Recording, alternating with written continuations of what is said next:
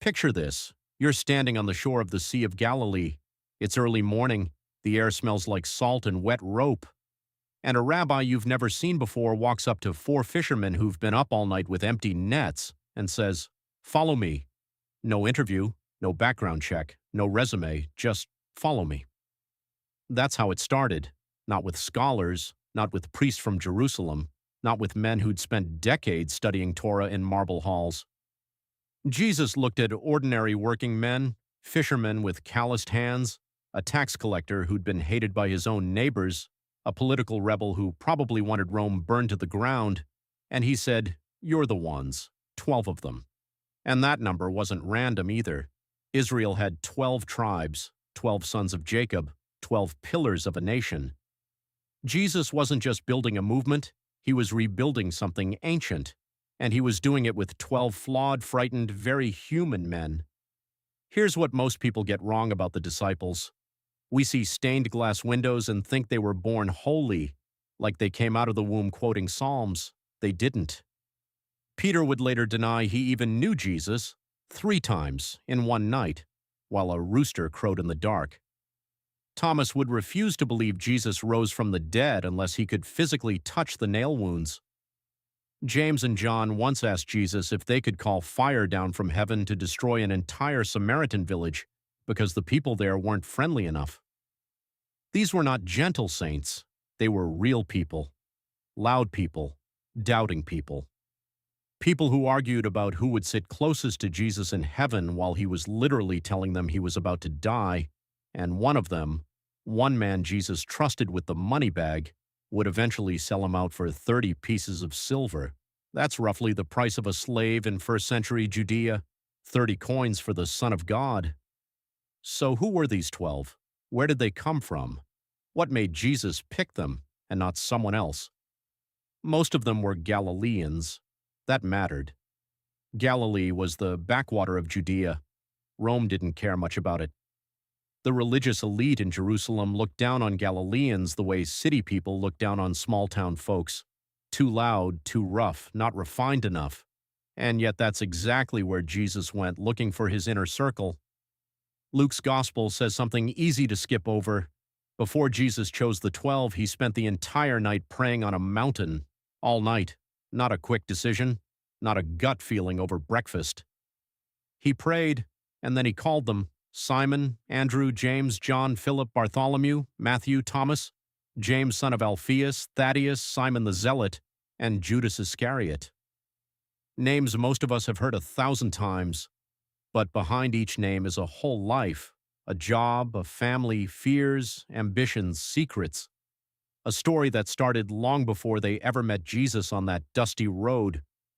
Some of them were brothers, some were strangers to each other until that moment. One was a tax collector working for the empire that another one wanted to overthrow. Think about that. Jesus put enemies at the same table before he ever preached a sermon about loving your enemies. They didn't understand what they were signing up for, not really. They thought maybe the Messiah was coming to kick Rome out. They thought glory was coming, power, a throne. What they got instead was 3 years of confusion, miracles they couldn't explain, teachings that rewired everything they believed, and then a cross. But we're getting ahead of ourselves, because every one of these stories starts somewhere, and the loudest, most impulsive, most unforgettable voice in the entire group, that belonged to a fisherman named Simon, a man Jesus would rename with a single word that changed history forever. Rock. Simon was loud before Jesus ever touched his life. His Hebrew name was Shimon. It means he is heard. But hearing and listening aren't the same thing, and Simon would prove that more than once. He was a fisherman from Bethsaida, a town on the northern shore of Galilee where the Jordan River feeds into the sea. He worked with his brother Andrew, long days, sore backs, nets that sometimes came up empty no matter how hard you pulled. Andrew was different, quieter. Before he ever met Jesus, Andrew had actually been a follower of John the Baptist, the wild prophet preaching in the wilderness that the kingdom of God was near. John pointed at Jesus walking by and said, "Look, the Lamb of God." Andrew heard that and ran. He found his brother first. That's the thing about Andrew that gets lost in Peter's shadow. Andrew didn't keep Jesus to himself. Every time he discovered something, he brought someone else. He brought Simon. Later, he'd bring a boy with 5 loaves and 2 fish to feed 5,000 people. He'd bring Greeks who wanted to see Jesus during the final week in Jerusalem. Andrew was the connector, the introducer, the man who said, "You need to meet someone." Simon probably didn't know what he was walking into when Andrew dragged him to Jesus, but Jesus looked at him and saw something nobody else saw. He gave Simon a new name, Cephas in Aramaic, Petros in Greek. Both mean the same thing, rock. Imagine being renamed like that. You're a fisherman. You smell like fish. Your hands are cracked from rope and salt water, and a rabbi you've known for 5 minutes looks you in the eye and says, "You're going to be a rock," the foundation of something that hasn't been built yet. Peter believed it, sometimes too much. He walked on water, literally stepped out of a boat during a storm because Jesus said, "Come," and then sank the moment he looked at the waves. He pulled Jesus aside and tried to correct him when Jesus said he was going to die. Jesus looked at him and said, "Get behind me, Satan." Harsh? Maybe. But Peter was trying to build a kingdom of power when Jesus was building something else entirely. And then there's the night everyone remembers, the night Jesus was arrested. A servant girl in a courtyard asked Peter if he knew the man they'd taken. Peter said no. She asked again. He denied it again. A third time. And a rooster crowed somewhere in the dark, just like Jesus said it would. Peter broke down and wept. The man Jesus called Rock crumbled in a courtyard. That's the Peter most people know, the failure. But here's what they miss. After the resurrection on a beach in Galilee, Jesus asked Peter 3 times, "Do you love me?" 3 denials, 3 questions. 3 times Peter said yes, and 3 times Jesus told him to feed his sheep. The loud fisherman who failed became the loudest voice in the early church. Acts chapter 2. Peter stands up on the day of Pentecost and preaches with such fire that 3,000 people are baptized in a single day. The man who couldn't admit he knew Jesus in a courtyard would later die rather than stop saying his name. Tradition says Peter was crucified upside down in Rome because he didn't feel worthy to die the same way Jesus did. Andrew's end is less documented, but early church history places him preaching across modern-day Turkey and Greece, still bringing people to Jesus until the very end. 2 brothers, one loud, one quiet. Both left their nets on the sand and never looked back. But Peter and Andrew weren't the only fishermen Jesus called that morning on the shore. 2 more brothers were watching from another boat, and Jesus had a nickname ready for them too. Something that sounded like thunder. James and John were sons of Zebedee, and their father was successful enough to hire day laborers for his fishing business. That tells you something. This wasn't a struggling family eating whatever the nets caught.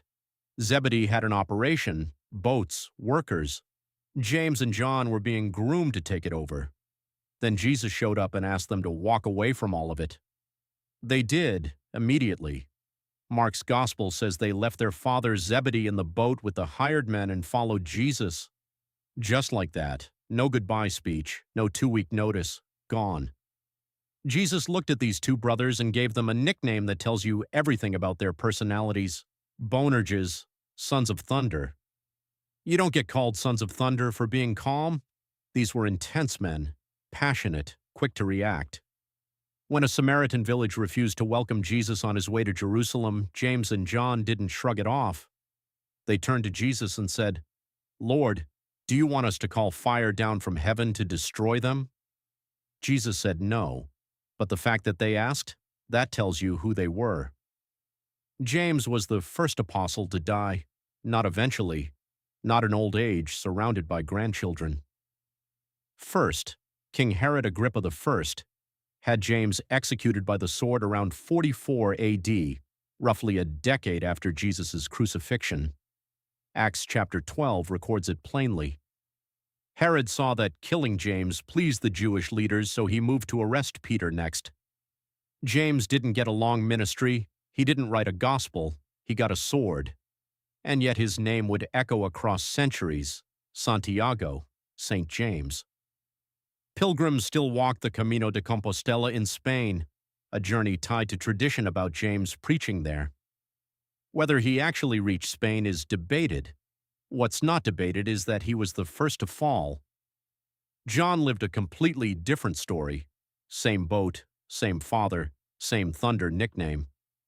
But John became something his brother never had time to become, the last surviving witness. He's called the beloved disciple, the one who leaned against Jesus' chest at the Last Supper, the one Jesus entrusted his mother to from the cross. "Woman, here is your son." When the other disciples scattered in fear, John followed Jesus all the way to Golgotha. After the resurrection, John wrote and wrote and wrote. The Gospel of John reads differently from Matthew, Mark, and Luke, more poetic, more reflective, like a man who spent decades thinking about what he saw. In the beginning was the Word, and the Word was with God, and the Word was God. That's not a fisherman talking. That's a man who watched God walk around in sandals and never got over it. 1 John, 2 John, 3 John, letters full of one repeated word, love, over and over. The son of thunder softened into the apostle of love. Tradition holds that John lived into old age at Ephesus, possibly exiled to the island of Patmos where he received the visions recorded in Revelation. The man who wanted to call fire from heaven ended up describing the new heaven and the new earth. Two brothers from the same boat, one died young with a sword. One lived long enough to outlast an empire, but not every disciple came from the fishing trade. Some came with questions instead of nets, and one of them needed proof before he'd believe anything at all. Philip came from Bethsaida, same town as Peter and Andrew. Jesus found him and said, "Follow me," and Philip's first instinct wasn't to ask questions about theology. He went and found Nathanael.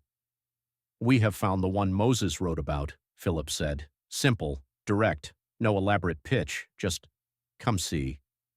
Nathanael's response is one of the most honest lines in the entire New Testament. "Can anything good come from Nazareth?" He said it out loud, not behind someone's back, right to Philip's face. Because Nazareth was nobody's idea of a holy city. It was a small, insignificant village. The Messiah wasn't supposed to come from there. But Nathanael came anyway, and when Jesus saw him approaching, he said something that stopped him cold. "Here truly is an Israelite in whom there is no deceit." Nathanael asked how Jesus knew him.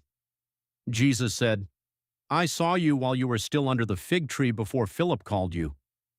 We don't know what Nathanael was doing under that fig tree, praying, doubting, thinking about God. Whatever it was, Jesus saw him there in that private moment before anyone else knew he existed. Nathanael's skepticism melted in an instant. "Rabbi, you are the Son of God." That's Nathanael, also called Bartholomew in the other gospel lists. His name means gift of God, and his story begins with doubt that turns into devotion faster than almost anyone else's.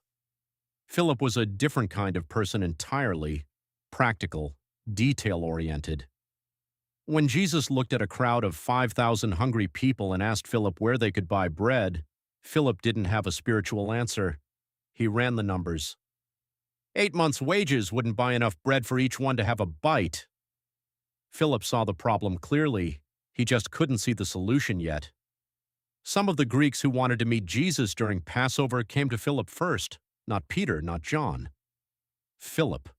He was the approachable one, the one you asked when you didn't know who else to talk to. And then there's Thomas. Poor Thomas.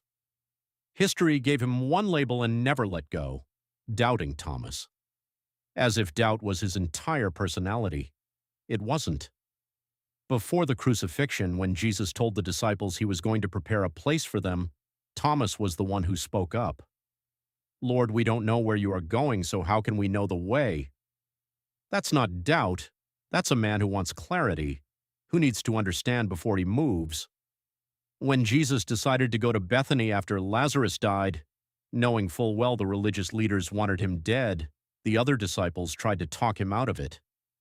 Thomas was the one who said, "Let us also go, that we may die with him." Die with him. That's not a doubter. That's a man ready to follow Jesus into the grave. But then came the resurrection. Thomas wasn't there when Jesus appeared to the other disciples in that locked room. When they told him they'd seen the Lord, Thomas said what any of us might say after watching our friend tortured and killed on a cross.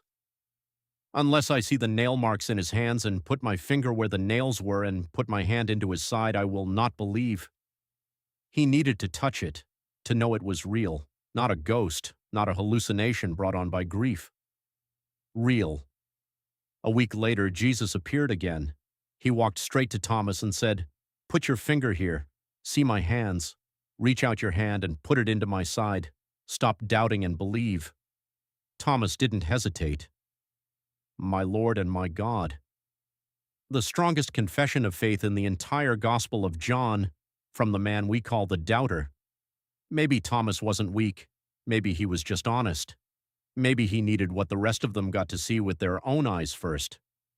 Philip brought people to Jesus. Nathanael questioned before he believed. Thomas needed to touch before he could trust. Three very different men, three very different paths to the same truth. But the next disciple Jesus called? That choice didn't just surprise people, it made them angry. Matthew was sitting at a tax booth when Jesus walked up. Not a metaphor, a literal booth, a desk, a ledger. Roman coins stacked in piles while Matthew collected taxes from his own Jewish neighbors on behalf of the empire that occupied their land. Tax collectors in first-century Judea weren't just unpopular, they were despised, traitors, collaborators. Many of them overcharged and pocketed the difference, and even if Matthew didn't, he was still working for Rome. Still taking money from fishermen and farmers and handing it to Caesar. Religious law treated tax collectors like sinners on the same level as prostitutes. You didn't invite them to dinner. You didn't pray with them in the synagogue. You crossed the street when you saw one coming. Jesus walked up to Matthew's booth and said 2 words, "Follow me." Matthew got up and followed, left the booth, left the coins, left everything. And then he threw a party. Matthew invited Jesus to his house for a meal, and he didn't invite the respectable people. He invited every tax collector and sinner he knew. The room filled with the kind of people polite society avoided.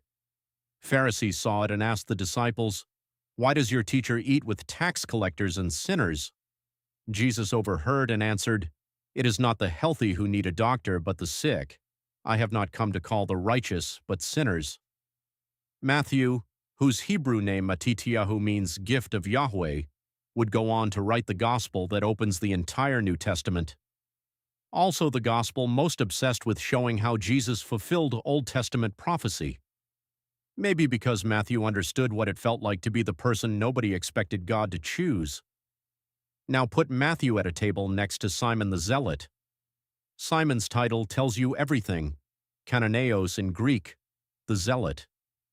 He belonged to a movement of Jewish nationalists who hated Rome with every breath. Some zealots carried daggers hidden in their cloaks. They assassinated Jews who collaborated with Roman officials. They wanted revolution, blood, liberation by force. Matthew collected taxes for Rome. Simon wanted to kill people like Matthew, and Jesus put them in the same group of 12. Same table, same mission, same 3 years walking dusty roads together. Think about what that must have felt like. Every meal, Simon sat across from the man who funded the empire Simon wanted to destroy. Every night around the campfire, Matthew listened to a man who probably saw him as a traitor to his own people. These two should have been enemies. In any other world, they would have been. Jesus didn't just preach love your enemies, he made enemies love each other by making them family. We don't have many stories about Simon the Zealot in the Gospels.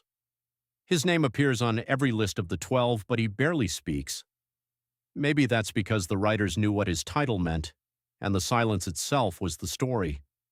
A revolutionary who laid down his dagger and picked up a cross instead. Tradition pairs Simon with Thaddeus, preaching together in Persia. Some accounts say Simon was martyred by being sawn in half, which is why medieval art sometimes shows him holding a saw, from tax booth to dinner table, from rebellion to discipleship. Matthew and Simon prove something uncomfortable about Jesus' method. He didn't choose people who already agreed with each other. He chose people who should have hated each other and told them to carry the same message. But the most dangerous person at that table wasn't the zealot. It was the one holding the money bag. 2 of the 12 barely speak in the Gospels at all. James, son of Alphaeus, sometimes called James the Less to distinguish him from James, son of Zebedee, and Thaddeus, also called Judas, son of James, in Luke's list. Not much is written about either of them. No famous speeches, no dramatic scenes. Their names appear on the roster and then silence. But they were chosen. After an entire night of prayer on a mountain, Jesus picked these men specifically, not as backups, not as filler. They were part of the 12, which meant they witnessed everything: the miracles, the transfiguration, the Last Supper, the Garden of Gethsemane. They were there when Jesus fed 5,000 people with 5 loaves. They were there when he raised Lazarus from the dead. We don't know their stories because the gospel writers focused elsewhere. But absence in the text doesn't mean absence in history. Early church tradition sends Thaddeus preaching alongside Simon the Zealot. Some traditions connect James the Less to the family of Jesus himself, possibly a cousin. We can't verify all of it. What we know for certain is that Jesus saw something in them worth calling. Not every hero gets a spotlight. Some just show up, every day, for 3 years, faithful in the background while louder voices take center stage. And then there's the 12th man, Judas Iscariot. His name follows him like a shadow. Iscariot likely means man from Carioth, a town in Judea. That detail matters because Judas was probably the only one of the 12 who wasn't Galilean. He came from the south, different accent, different background, an outsider among outsiders. Jesus gave Judas a role nobody else had: treasurer, keeper of the money bag. When Mary poured expensive perfume on Jesus' feet, worth about a year's wages, Judas was the one who complained. Why wasn't this sold and the money given to the poor? John's Gospel adds a line that changes everything about that complaint. Judas didn't say it because he cared about the poor. He said it because he used to help himself to what was put into the money bag. The betrayal wasn't a sudden snap. Something had been building. 30 pieces of silver. That's what the chief priests paid him, the price of a slave, according to Exodus chapter 21. Judas agreed to identify Jesus with a kiss in the Garden of Gethsemane. Not a sword, not a shout, a kiss on the cheek. The most intimate gesture of friendship turned into a weapon. When Jesus was condemned, Judas tried to return the money. The priests refused it. He threw the coins into the temple and left. Matthew says he hanged himself. Acts describes a different account of his death. Either way, the man who shared 3 years of meals, miracles, and private teachings with Jesus ended his own life consumed by what he'd done. At the Last Supper, Jesus said quietly, "One of you is going to betray me." The room went silent, and then something remarkable happened. Every single disciple asked the same question: "Is it I?" Not one of them pointed at Judas. Not one said, "It's obviously him." They all looked inward first, even Peter, even John, even the sons of thunder. Is it me? That question still hangs in the air 2,000 years later. After Judas was gone, the 11 became 10 in official number, but the group was supposed to be 12, so they prayed and cast lots. Matthias was chosen to replace Judas. We barely hear from Matthias again, but the point was made. 12 meant 12. The circle had to be complete. 11 faithful men and 1 betrayer, 2 forgotten names, and 10 who would carry the story forward. But none of them, not Peter, not John, not Thomas, were ready for what happened next. They all ran. Every single one of them scattered when the soldiers came for Jesus in the garden. Mark's Gospel says a young man fled naked, leaving his linen cloth behind. Some think that was Mark himself, so ashamed he couldn't even write his own name. Peter followed at a distance, warming himself by a fire in the high priest's courtyard, until a rooster crowed and his courage shattered. The men who watched Jesus heal the blind and raise the dead couldn't stay when the nails came out. That's important to sit with. Because if you're waiting for the disciples to look heroic at the crucifixion, they don't. They look human, terrified, broken. John came back. He stood at the foot of the cross with Mary, Jesus' mother, while the others hid. Jesus looked down and said to Mary, "Woman, here is your son," and to John, "Here is your mother." Even dying, Jesus was building family. 3 days later, everything changed. The tomb was empty. Mary Magdalene ran to tell the disciples. Peter and John sprinted to the grave. John outran Peter, but Peter went inside first. Empty linen strips, no body. And then Jesus started appearing in locked rooms, on a road to Emmaus, on a beach in Galilee, cooking fish over a charcoal fire. Thomas touched the wounds and believed. Peter got his 3 questions on that same beach. Do you love me? 3 times. Feed my sheep. Tend my sheep. The restoration of a man who thought he'd lost everything. 50 days after the crucifixion came Pentecost. The Holy Spirit descended on the disciples like tongues of fire. Peter, the same Peter who couldn't admit he knew Jesus to a servant girl, stood up in Jerusalem and preached with such power that 3,000 people were baptized in one day. 3,000, from a man who failed 3 times. James, son of Zebedee, became the first apostle martyred, killed by Herod's sword around 44 AD. Peter, according to early church tradition, was crucified upside down in Rome during Nero's persecution. Andrew was reportedly bound to an X-shaped cross.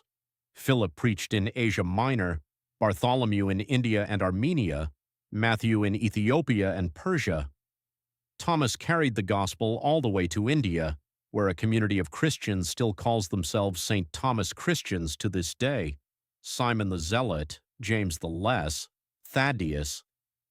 Their traditions are thinner, their endings less documented, but the early church remembered them as martyrs who refused to stop speaking. And John? John outlived them all.